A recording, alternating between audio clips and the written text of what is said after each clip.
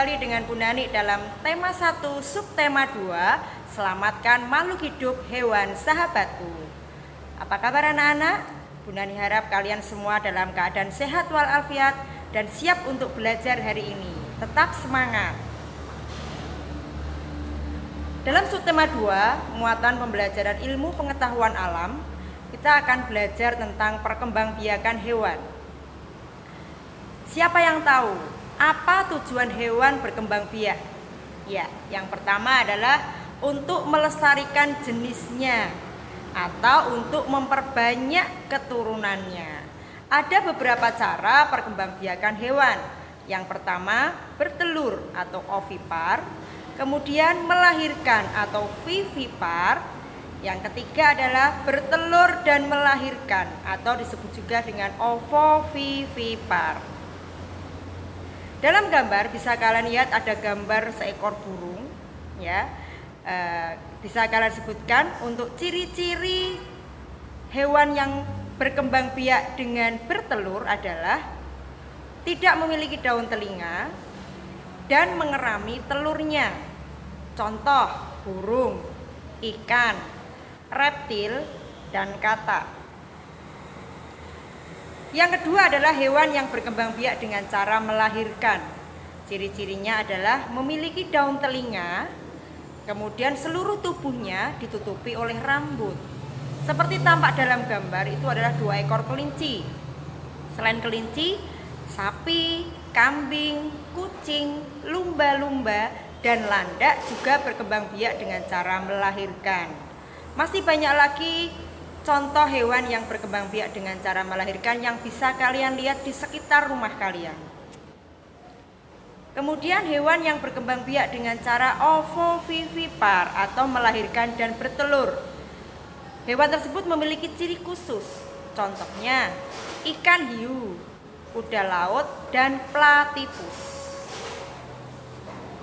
Berikutnya kita masuk pada muatan pembelajaran ilmu pengetahuan sosial. Kita akan belajar tentang pengaruh kondisi geografis terhadap pertumbuhan ekonomi negara-negara di kawasan Asia Tenggara. Minggu yang lalu kita sudah belajar tentang negara ASEAN ya. Sekarang kita akan belajar tentang kegiatan perekonomiannya. Kegiatan ekonomi suatu masyarakat biasanya dipengaruhi oleh kondisi geografis lingkungan sekitar, di mana masyarakat menyesuaikan mata pencaharian dengan alam sekitar. Oleh karena itu, kegiatan ekonomi masyarakat di suatu daerah dapat berbeda dengan daerah lain. Yang dimaksud dengan kegiatan ekonomi masyarakat ini adalah misalnya jenis-jenis pekerjaan. Misalnya, orang yang tinggal di daerah pedesaan, mereka banyak bermata pencaharian atau berprofesi sebagai petani.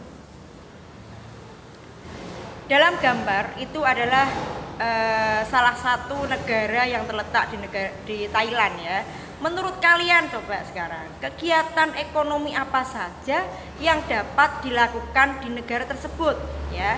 Perjelas itu gambarnya gambar apa? Apakah gambar perkebunan, pertanian, atau mungkin laut, pantai, atau pegunungan? Bisa kalian lihat ya. Selanjutnya masih pembelajaran 1, kita masuk pada muatan bahasa Indonesia. Masih dengan ide pokok seperti minggu yang lalu. Sudah paham ya apa itu ide pokok? Ide pokok pada umumnya terdapat dalam kalimat utama.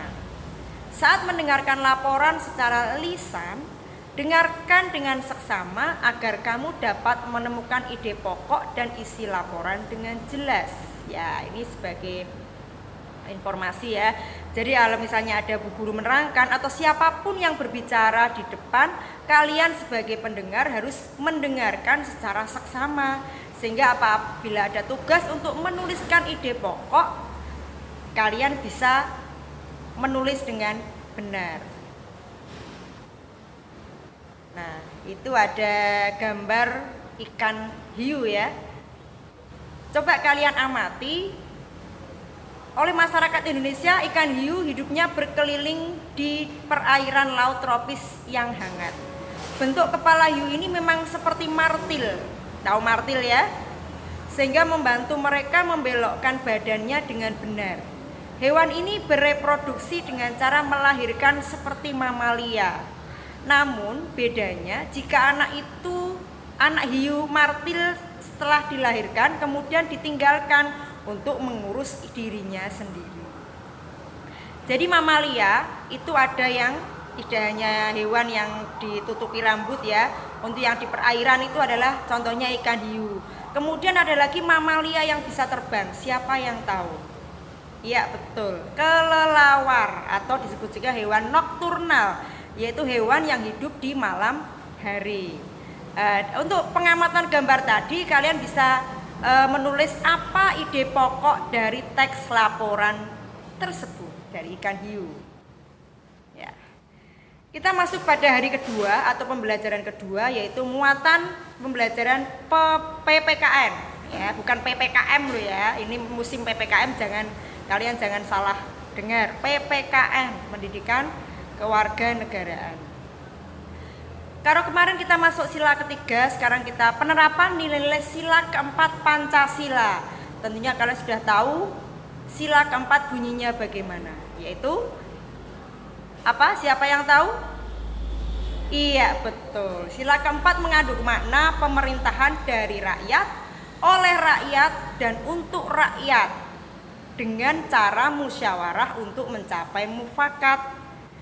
Yang saya sebutkan tadi merupakan salah satu pengertian demokrasi ya, yaitu dari rakyat, oleh rakyat, kembali lagi untuk rakyat.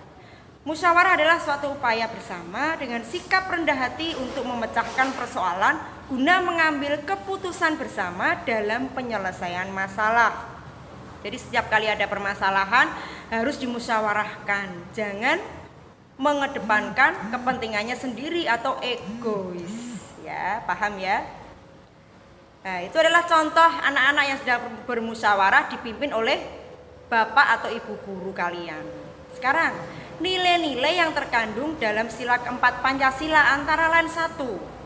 Mengutamakan kepentingan negara dan masyarakat.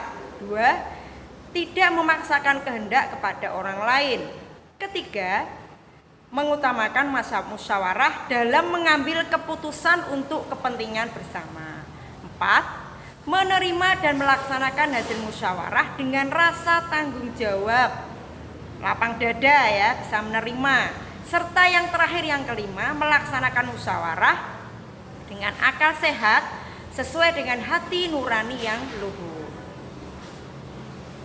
Masuk dalam muatan SBDP, seni budaya dan prakarya. Ini adalah mengidentifikasi teknik-teknik pembuatan patung. Masih dalam tema patung ya. Pembuatan patung disesuaikan dengan bahan yang digunakan. Jadi setiap bahan itu memiliki pembuatan atau teknik pembuatan yang berbeda-beda. Berikut ada beberapa teknik pembuatan patung. Yang pertama, membutsir. Kedua, memahat. Ketiga, mencetak. Keempat, konstruksi. Nah, itu adalah contoh dalam gambar, bisa kalian lihat. Membuat patung dengan teknik memahat membutuhkan bahan-bahan yang keras ya, seperti kayu atau batu. Alat yang digunakan biasanya pahat dan palu. Nah, kita masuk pada pembelajaran ketiga, hari ketiga yaitu muatan pembelajaran ilmu pengetahuan alam. Kita akan belajar tentang hewan yang berkembang biak dengan cara melahirkan. Atau apa? Vivipar, ya betul. Perkembangbiakan dengan cara melahirkan, di mana embrio tumbuh di dalam tubuh atau rahim induknya. Sedangkan ovipar, perkembangbiakannya dengan cara bertelur atau embrio atau calon individu baru tumbuh di dalam telur. Itu dalam gambar bisa kalian lihat ikan lele ya. Pasti kalian sudah sering ya makan ikan lele karena banyak ditemui di pasar. Kemudian ovovivipar, yaitu berkembang biak dengan cara bertelur kemudian melahirkan, di mana embrio tumbuh di dalam telur yang disimpan di dalam tubuh induknya. Jadi setelah menetas, individu baru akan dikeluarkan dari tubuh induknya dengan cara melahirkan. Masuk pada muatan pembelajaran bahasa Indonesia, kita akan membuat peta pikiran berdasarkan ide pokok laporan. Jadi peta pikiran ya, seperti peta konsep. Langkah-langkahnya bagaimana? Yang pertama, membaca laporan dengan seksama ya. Kemudian membaca setiap kata kunci yang terdapat dalam laporan. Tahu kata kunci? Kata kunci itu kata-kata yang penting ya. Kemudian membuat daftar ide pokok dalam setiap paragraf. Kalian sambil mencatat ya. Karena dengan membaca, dengan menulis, kita jadi lebih paham. Kemudian gunakan kata tanya apa, di mana, kapan, siapa, mengapa, dan bagaimana. Masih ingat kata tanya 5W1H dalam bahasa Inggris ya. What, why, when, where, who, dan how. How itu bagaimana. Untuk mengingat ya. Kalimat tanya tersebut digunakan untuk menemukan gagasan utama dan informasi dari laporan. Masuk dalam pembelajaran 4, muatan PPKN. Ya, masih penerapan nilai-nilai sila keempat Pancasila. Sila keempat dijadikan pedoman dalam menyelesaikan masalah yang menyangkut kepentingan bersama. Sesuai dengan sila keempat Pancasila, penyelesaian masalah sebaiknya dilakukan dengan cara musyawarah untuk mencapai mufakat. Dalam contoh, jadi musyawarah yang tadi di pembelajaran kedua atau ketiga tadi, musyawarah contohnya di dalam kelas, kalau ini adalah di lingkungan masyarakat ya, jadi tetangga. Misalnya musyawarah RT. Nah, ini adalah misalnya untuk apa contohnya? Kalau di lingkungan keluarga atau masyarakat, melakukan musyawarah untuk menentukan jadwal ronda misalnya. Kemudian pemilihan umum untuk memilih presiden atau kepala daerah. Kemudian mengikuti pemilihan ketua kelas ya. Untuk catatan, kita tidak boleh memaksakan kehendak dalam suatu musyawarah. Jadi harus ada kesepakatan ya. Masuk dalam muatan bahasa Indonesia, menemukan fakta dan ide pokok dalam teks laporan. Teks laporan memuat informasi penting yang disajikan dalam bentuk fakta atau data. Kamu dapat membuat pertanyaan menggunakan kata tanya apa, di mana, kapan, siapa, mengapa. Jadi masih sama ya. Alhamdulillah kita sudah masuk dalam pembelajaran kelima, yaitu muatan ilmu pengetahuan sosial. Masih dengan kegiatan ekonomi di negara tetangga. Jadi negara-negara di kawasan Asia Tenggara memiliki potensi ekonomi yang beragam sesuai dengan kondisi geografisnya. Mayoritas kegiatan ekonomi masyarakat Indonesia bergerak di bidang pertanian dengan komoditas utama yaitu padi, kelapa, sawit, tebu, kopi, kakao, teh, karet, dan tembakau. Minyak bumi dan gas alam atau migas merupakan sumber pendapatan terbesar terutama di daerah atau di negara Brunei Darussalam. Kemudian di negara Singapura itu adalah merupakan daerah industri ya. Banyak sekali bergerak di bidang jasa, perindustrian, perhubungan, dan perbankan. Nah, sekarang kalian lihat gambar. Ada dua gambar bendera. Coba kalian amati gambar bendera negara mana tersebut, kemudian apa kegiatan ekonominya. Sambil nanti ditulis ya. Ada lagi itu. Nah, ada dua gambar bendera. Bendera mana? Kemudian kalian sebutkan kegiatan ekonomi pada negara-negara tersebut. Kita masuk dalam SBDP ya, merancang pembuatan patung.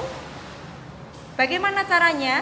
Yang pertama membuat sketsa, memilih alat dan bahan yang sesuai, serta memilih teknik pembuatan yang sesuai. Masuk pada hari terakhir atau pembelajaran ke-6, muatan bahasa Indonesia. Membuat kesimpulan berdasarkan informasi penting teks laporan. Yang pertama caranya, kamu dapat membuat teks secara keseluruhan. Kemudian, temukan informasi penting yang terdapat dalam teks tersebut. Setelah itu, buatlah kesimpulan berdasarkan informasi penting tersebut. Masuk pada muatan PPKN, penerapan sila kelima Pancasila dalam kehidupan sehari-hari. Sila kelima Pancasila pasti sudah tahu bunyinya ya. Bermakna tujuan bangsa Indonesia adalah tercapainya masyarakat Indonesia yang adil dan makmur secara lahir dan batin. Keadilan merupakan salah satu tujuan negara Indonesia sebagai negara hukum. Penegakan keadilan akan membuat kehidupan masyarakat Indonesia menjadi aman, tentram, dan sejahtera. Contoh pengamalan sila kelima Pancasila. Yang pertama, bersikap adil. Kemudian menjaga keseimbangan antara hak dan kewajiban, menghormati hak-hak orang lain, suka memberi pertolongan kepada orang lain, tidak bersikap boros dan bergaya hidup mewah, tidak melakukan perbuatan yang merugikan kepentingan umum, dan menghargai hasil karya orang lain. Menabung adalah salah satu pengamalan sila kelima Pancasila. Karena apa? Menabung melatih kita untuk hidup hemat. Demikian tadi pembelajaran kita pada tema 1 subtema 2 hewan sahabatku yang sudah Bu Nani jelaskan. Semoga kalian paham dan bisa mengerjakan tugas dari Bu Nani. Ingat, jangan malas, kumpulkan tugas tepat waktu agar kalian tetap berprestasi. Tetap semangat, salam sehat. Jangan lupa ucapkan terima kasih kepada Bapak Ibu kalian yang sudah membantu pembelajaran di rumah. Bu Nani akhiri, wassalamualaikum warahmatullahi wabarakatuh.